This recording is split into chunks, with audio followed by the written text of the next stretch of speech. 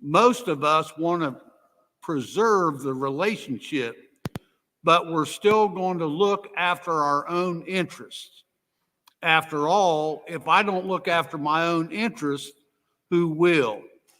Compromise can often be an option, but sometimes the best option is simply to put aside our own interests and let the other person win. As a result, we can receive the greater benefit of preserving and even strengthening the relationship.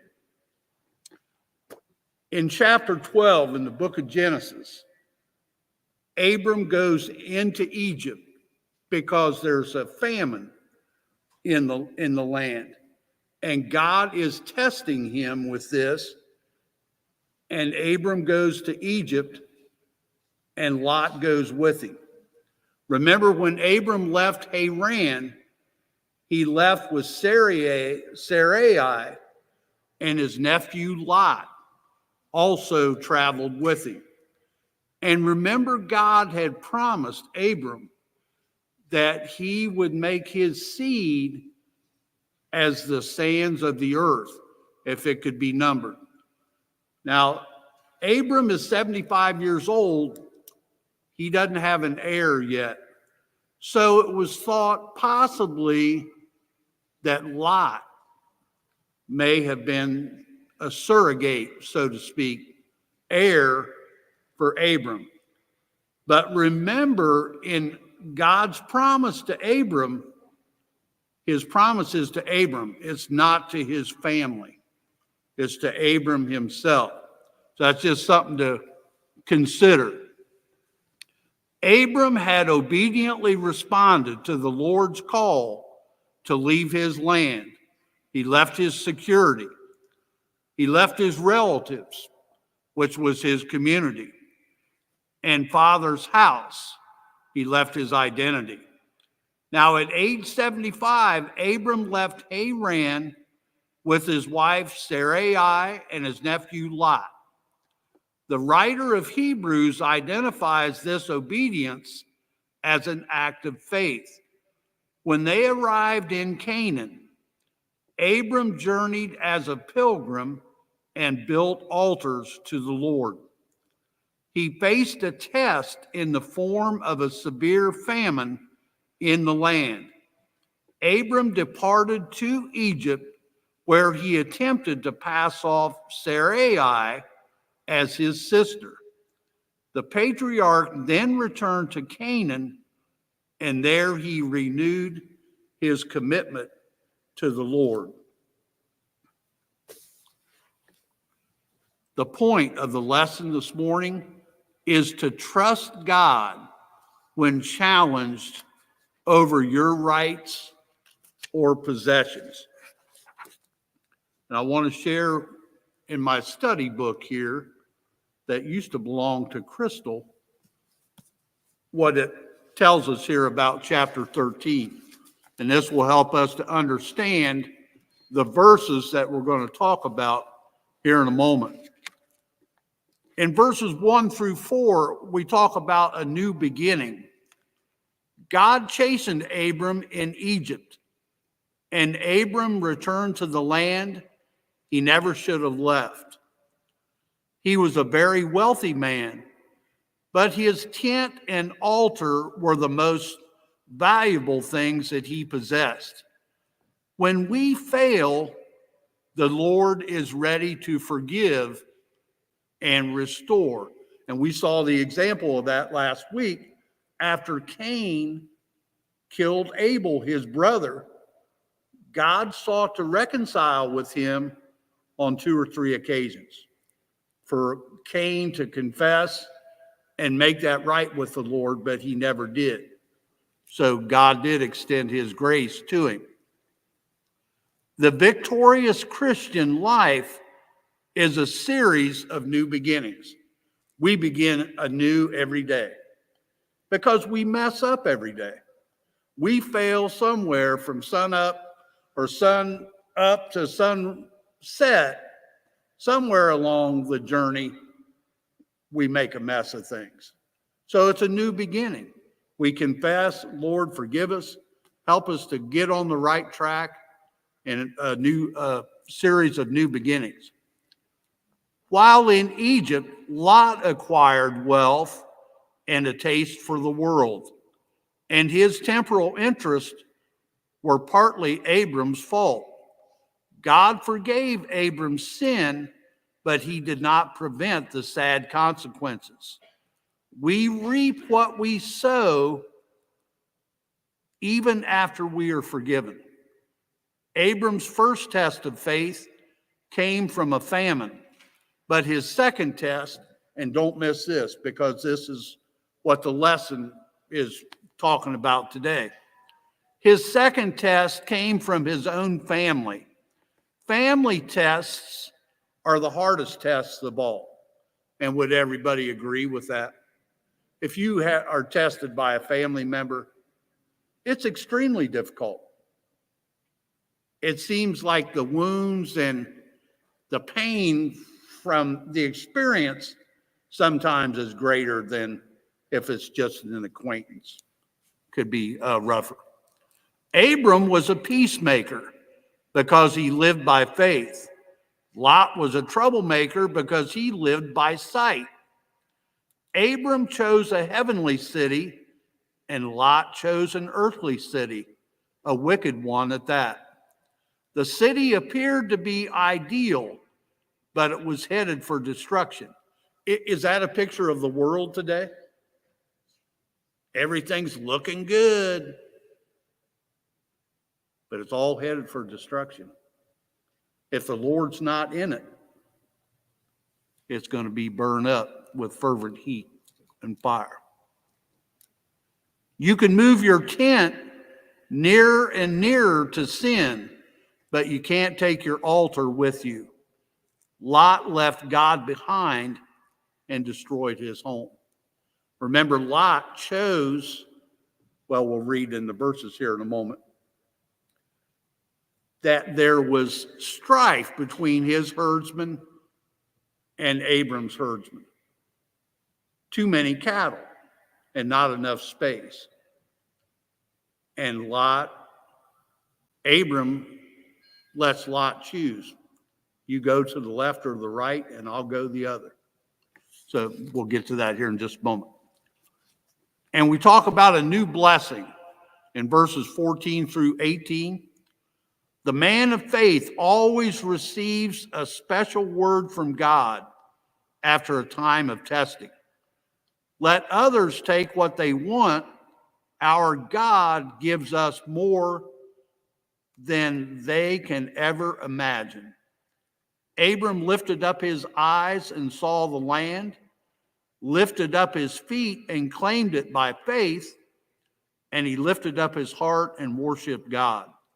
Lot had broken Abram's heart, but God blessed Abram's heart and made him a blessing. Crystal, you recognize this book.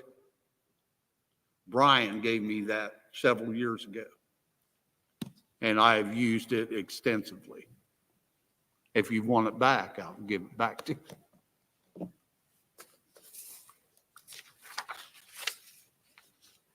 Believers have a better course of action when it comes to self-preservation and personal rights. We ask God this morning to encourage the group to trust Him when our personal rights or possessions are challenged. Ask Him to increase their faith that He will take care of them in His ways and in His timing. And He does, and He is faithful to do so. In Genesis chapter 13, verses 5 through 8, and I'll say this again, I recommend it all the time. Whatever book that these lessons are from, read the whole chapter, because it gives you background into what's leading up to the verses that we discuss. And often on the tail end, you'll get answers to maybe questions that you have from the verses that you've read in the beginning part. In verse 5, and Lot also, which went with Abram, had flocks and herds and tents, and the land was not able to bear them, that they might dwell together, for their substance was great, so that they could not dwell together. And there was a strife between the herdsmen of Abram's cattle and the herdsmen of Lot's cattle. And the Canaanite and the Perizzite dwelled then in the land. And Abram said unto Lot, let there be no strife, I pray thee, between me and thee, and between my herdsmen and thy herdsmen, for we be brethren. Look at Abram's approach to this. Who had the right to the land there? If you're going in the old-fashioned way of doing things, the elder. Abram's the elder. But he defers to Lot. And look how cool and calm his demeanor is in speaking with Lot. He diffuses any kind of emotion where a demanding answer to Lot, you know, if you're trying to talk to someone and they raise their voice and get assertive, you're ready to get assertive right back. But a soft answer turneth away wrath is in the book of Proverbs. When Abram left for God's promised land, he journeyed with his wife Sarai, nephew Lot, and God blessed Abram with riches and livestock. The conflict broke out between the herdsmen. The abundance of the livestock meant the land could no longer sustain them. The conflict resulted from natural circumstances, from the overcrowded conditions. But the Lord used that situation to move forward with his purposeful blessing for Abram to inherit the promised land. Remember, we said that God's promise was to Abram. It was not to his family, and it did not include Lot. So we're going to see here God directing things, and such as he does in our lives. Lot needed to go away, so to speak. Lot was not going to be a factor in the land being given to Abram. And we'll see in some later verses here that after Lot chooses to move to Sodom, then God comes back and talks to Abram by himself and tells him to look to the north, the south, the east, and the west. Because everywhere you see this land, I'm going to give to you and your descendants forever. Where Lot chose the plain of Jordan, which was well watered, guess who ended up with that land as well? Abram. That went to him as well. So Lot was going to get to stay there for a little bit. We learn from Scripture that we are to be makers of peace in our personal relationships and families. Often this requires sacrifice. This takes a Christ-like faith and a charitable trust in God that he will work things out in his way and in his time. In Scripture, it tells us that Abraham believed God and it was accounted unto him for righteousness. Abram trusted God, trusted him completely, and followed God and built altars to him continuously. In Genesis 12, God had promised to bless Abram and give him vast lands, properties, livestock, riches, and his own nation. Abram's offspring would exceed the number of dust or grains of sand. When Abram left for God's promised land, as we said, he journeyed with Sarai and his nephew Lot.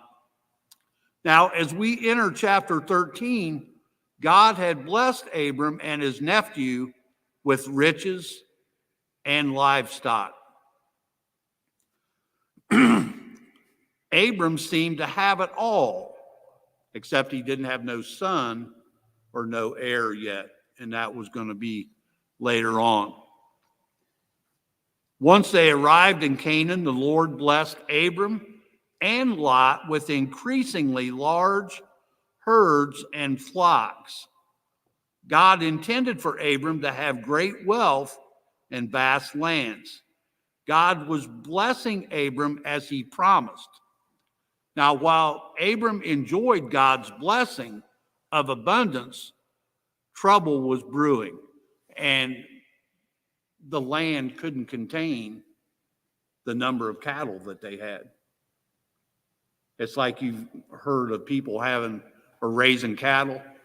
You can't put 20 cattle on 2 acres of land. They've got to have plenty of room to eat and spread out. So they were crowded. Abram did the right thing by discussing the matter with Lot one-on-one. And that's what we need to do. If you've got a conflict or a discussion you have to have with someone, have it one-on-one. Go to that person and talk with them rationally. Don't broadcast it and get a bunch of other people involved in it.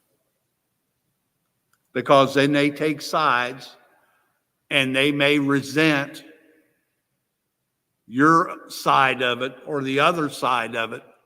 So you just escalate the conflict. Go one-on-one. And discuss privately. And that's what Abram did with Lot. He didn't want his family argument over having enough land to dishonor the Lord in the sight of the local community. The conflict resulted from natural circumstances, overcrowded conditions. But the Lord used the situation to move forward. Sometimes disputes or unrest arise so that in our discomfort, we move closer to the plan God had ordained for us. And that's what happened in Abram's conflict with Lot. Their separation moved God's plan of blessing forward for Abram to rely more fully on the Lord to have a son and a rightful heir. Lot's out of the picture. So he has to look to God to provide him for an heir instead of assuming that, well, I got Lot here, so maybe he'll be the heir for me. And God clearly fixes it to where he's not going to be. Like Abram, believers should go to one another alone, work out their differences. And like Abram, when we discuss our difficulties with the other person or persons, follow Abram's example, seeking to restore such as one in the spirit of meekness, considering thyself, lest thou also be tempted. Go meekly. Me and Reva were talking about this the other day. Instead of going demanding and believing yourself to have a right or this should work out for me, go in the spirit of meekness. Trust the Lord. And you might be right. But God might have another plan. So we trust. to work things out.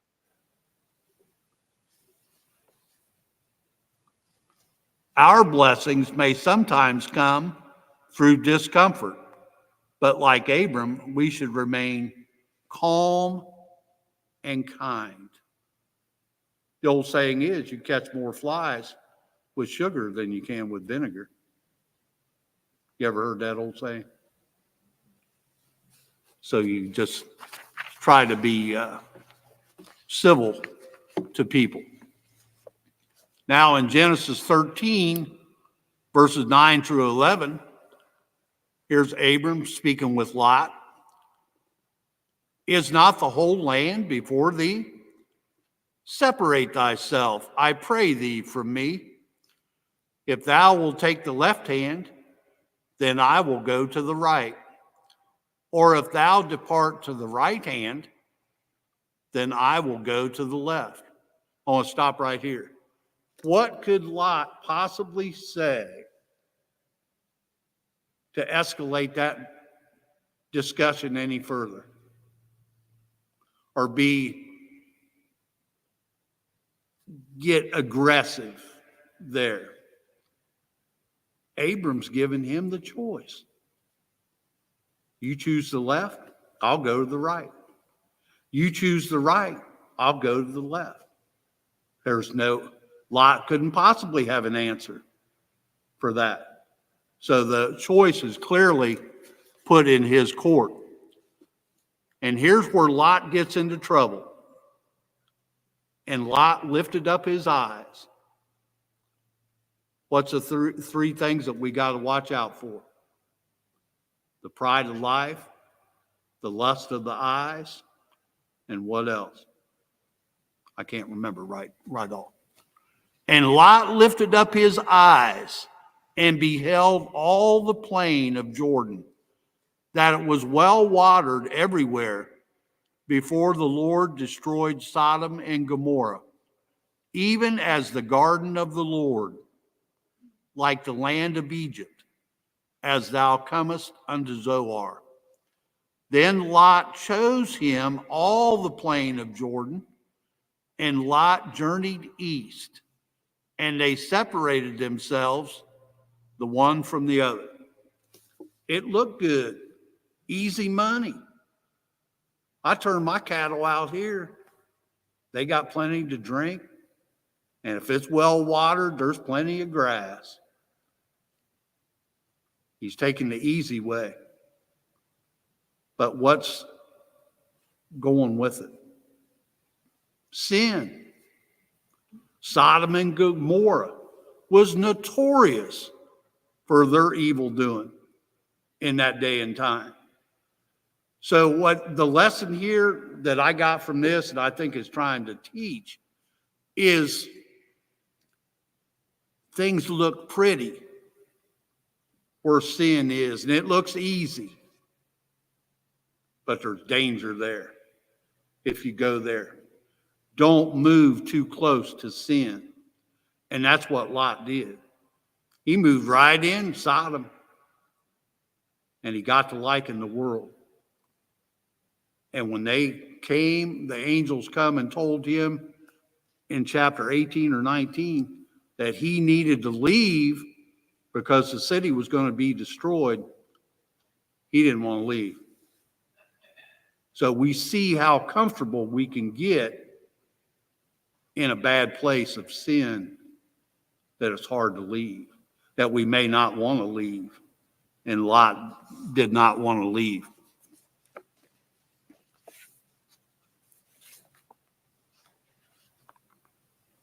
Abram was gracious and deferred to Lot, giving him the first choice of the land options. Lot jumped at the opportunity to choose first, chose the Jordan Valley.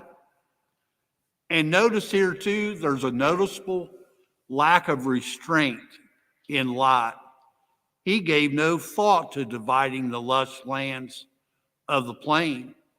And I never thought about that. Instead of saying, well, hey, okay, Abram, I'll take the plain over here, but you can have part of it too. so we can all benefit from that.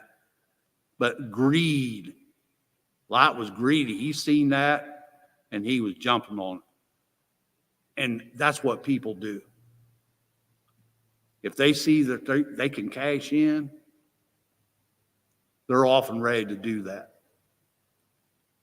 And I'm trying to think of a situation where you might see that.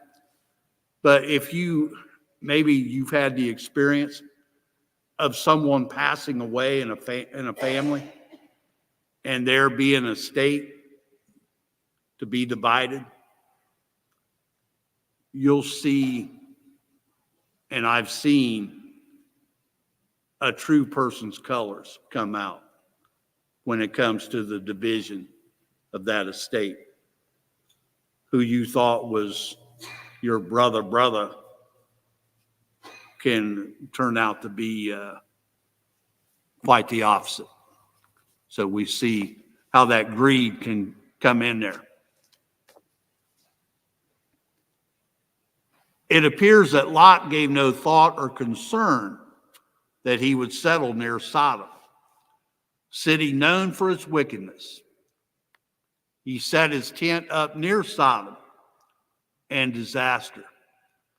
Lot positioned his family to be corrupted by their cultural surroundings. Lot lost everything and lived in caves in Genesis chapter 19. He lost his good name, his wife, his sons-in-law, and his surviving daughters lost their sense of shame. And that's talked about in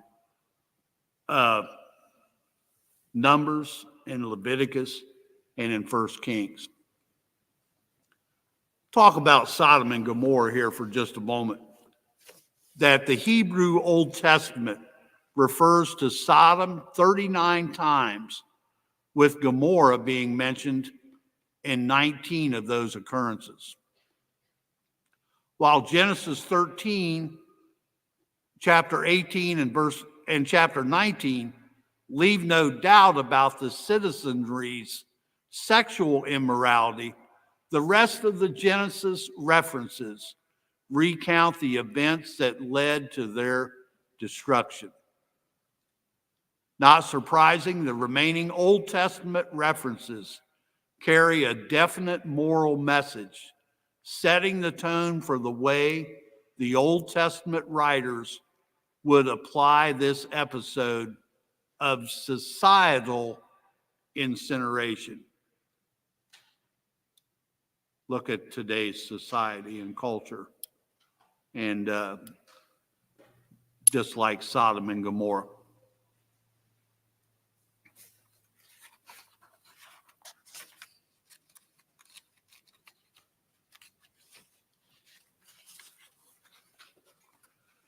In chapter 13, verses 14 through 18. Now, this Lot's already made his choice. He's moved down to Sodom, set up his house there. The Lord comes back and speaks to Abram again. I read a thing the other day that said that when you're taking a test or in a test, the teacher don't speak. You ever remember that back in school? He might walk around and she might look around and watch everybody filling out their papers, but the teacher don't speak. And sometimes when God's testing us, he doesn't speak, but he will at a later time. And the Lord said unto Abram in verse 14, after that Lot was separated from him, lift up now thine eyes and look from the place where thou art, northward and southward and eastward and westward. For all the land which thou seest, to thee will I give it, and to thy seed forever. And I will make thy seed as the dust of the earth, so that if a man can number the dust of the earth, then shall thy seed also be numbered. Arise, walk through the land in the length of it and in the breadth of it, for I will give it unto thee. Then Abram removed his tent and came and dwelt in the plain of Mamre, which is in Hebron, and built there an altar unto the Lord. Abram was always building an altar, even if it was in a test or something bad, like when he was in Egypt and he lied to Pharaoh and said that Sarai was his sister. He was in big trouble, and Pharaoh put him out of there. But Abram went and built an altar. And Abram goes and builds an altar now after receiving this promise from God of what his inheritance was going to be. So that's teaching us that we can build an altar to God even in the bad times, but we should be ready to build an altar to him of worship even in the good times. Thank him for what he's doing and what he's showing us and teaching us. And that's kind of a reference to building an altar to him. To better understand God's promise to Abram, consider God's premise for blessing him. Originally, God told Abram, "Get thee out of thy country and from thy kindred." Lot was a relative, his nephew. God's promise did not include Abram's current relatives. The Lord requires full obedience and full compliance with his commands. Abram was a man of great faith, a spiritual man of great consequence. But when God showed Abram his land and promised, "Unto thy seed will I give this land," the Lord did not mention his current relatives. It was not until Lot was gone that God showed Abram the full expanse of his blessing. Have you ever been in a situation in life that God had to clean house before he was able to fully bless you? I thought about this week and I couldn't think. My mind drew a blank until right now. And I remember, as many of you well know, that when my grandfather passed away, I inherited that home out on Old Springfield Road. That was left to me in 1960. I was only 6 years old. I was 25 years old when my grandfather passed away. But I didn't have nothing together. My life was a freight train off the track. I had company 24/7, people coming around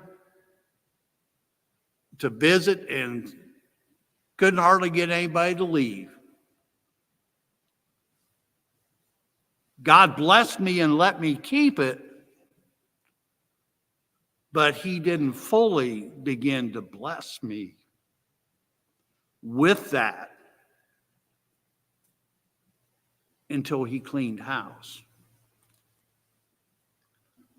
Those people had to go away in order for him to show me what he had planned for me out there. I had too much company. I had too many cattle, so to speak, running around on the place. But I thought about that all week, and it was after the crowd thinned out that God was able to show me things. And granted, I wasn't saved yet. I was still carrying on, but I noticed things got way different after the crowd was gone. It's noteworthy here too that Abram did not build a house, but he built an altar. God promised Abram the land forever, yet he moved his tent and built an altar. He put the Lord first. Abram made worshiping the Lord a regular part of his life. He did not seek the Lord only when things were difficult. He worshiped in good times too, as we just said. Lot, on the other hand, lost everything. 2 angels warned Lot that Sodom would be destroyed in chapter 19. Lot's wife and sons-in-law died. Lot ran from the destruction and lived in a cave.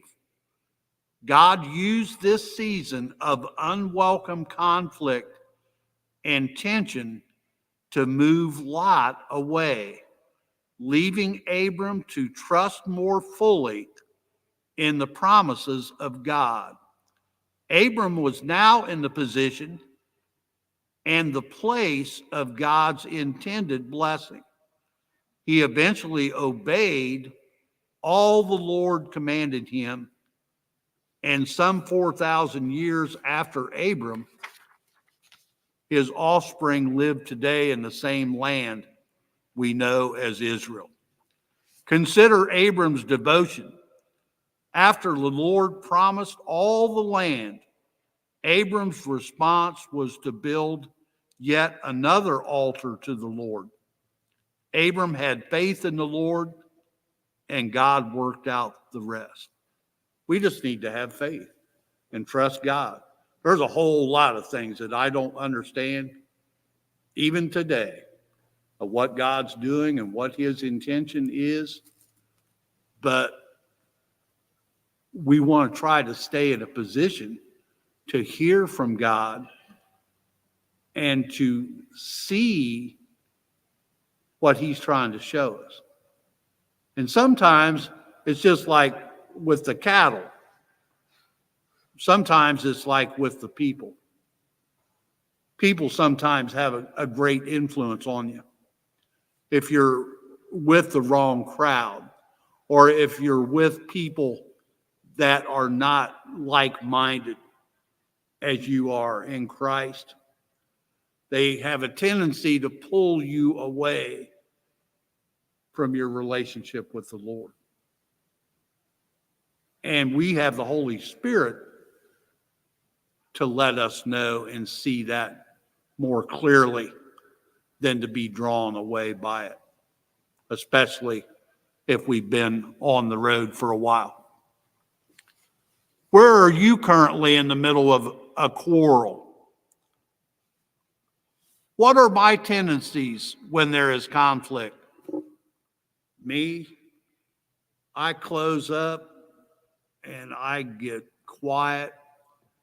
I don't want to say anything. I avoid conflict at all costs.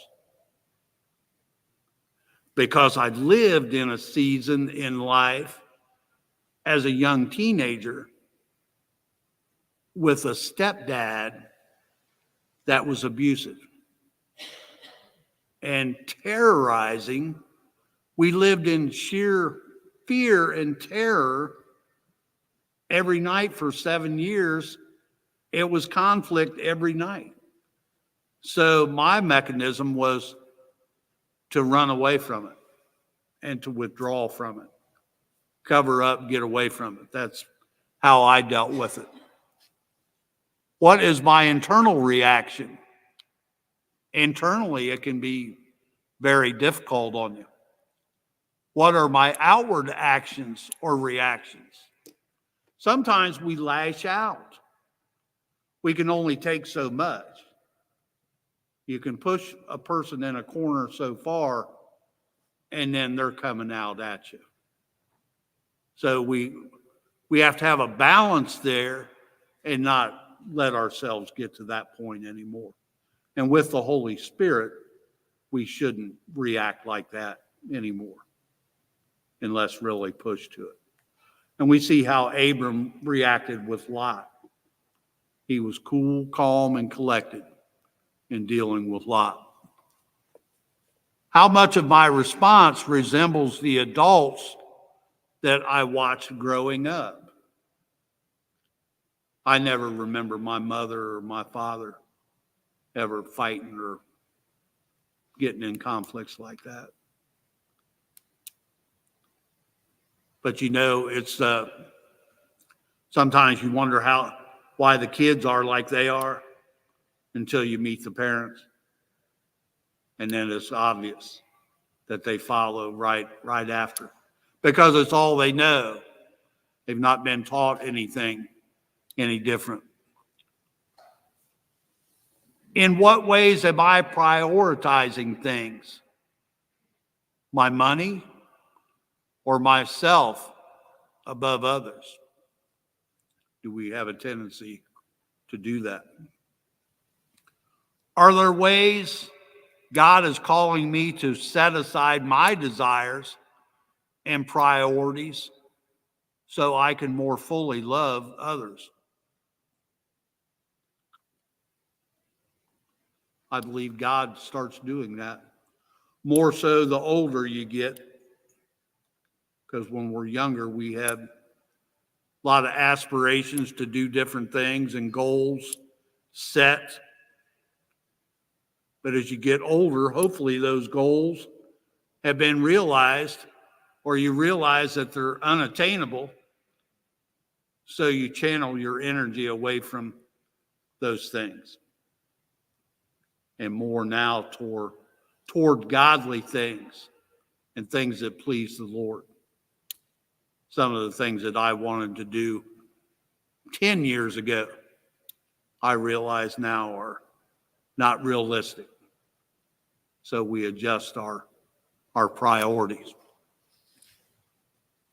What actions will you take in response to today's study when you encounter conflict with a family member?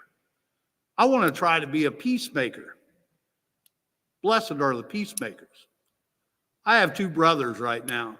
I love them dearly, but they're at odds with each other right now, and they have been for 7 or 8 months, not even speaking to each other. And I hate it. So I'd kind of like to be the mediator, the go-between maybe, and get them to forget about this. All over a car. Come on. That's your brother. Forget about that. Let's move on. So I thought about that. Go directly to God. We need to go directly to Him. Ask God for wisdom and guidance in the situations that you're dealing with. Don't jump out there haphazard and off the handle, but pray about it and think about it before you react and jump out there emotionally. Because if you're charged up, we have a tendency to say things that we may regret later on. When you are aware of a potential family conflict, take the initiative by going directly to the person seeking a peaceful solution.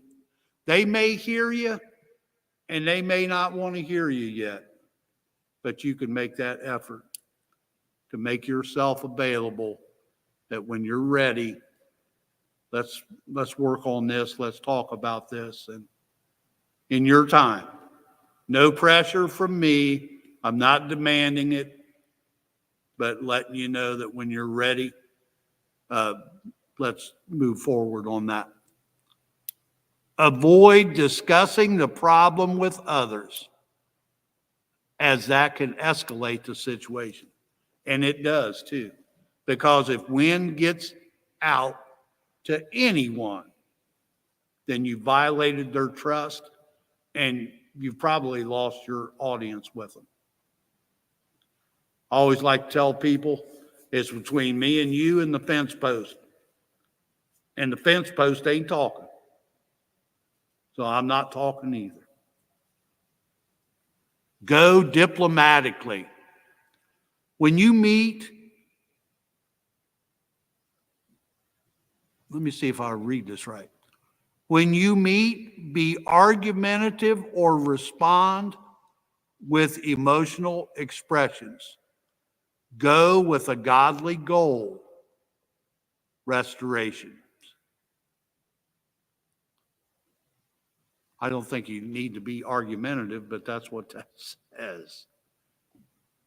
People are always ready to argue with you about things because they most always think they're right. And sometimes they're not, including myself. I think I'm right, at least 98% of the time. But Reva will be quick to tell you that I'm not. And my sons will be quick to tell me as well. But I like to come at you spirited, not mealy-neely, but showing some enthusiasm and some passion. Just like I talk about our faith, we should be passionate about loving the Lord and trying to serve Him. Sure, we mess up and make some mistakes, but be passionate and be like Peter and try to do your best. Do your best. Next week, we will move on in these relationship lessons with Isaac and Rebecca, family favorites. Thank you all so much for your patience with me, and sure do appreciate the privilege to be allowed to do this. Thank you.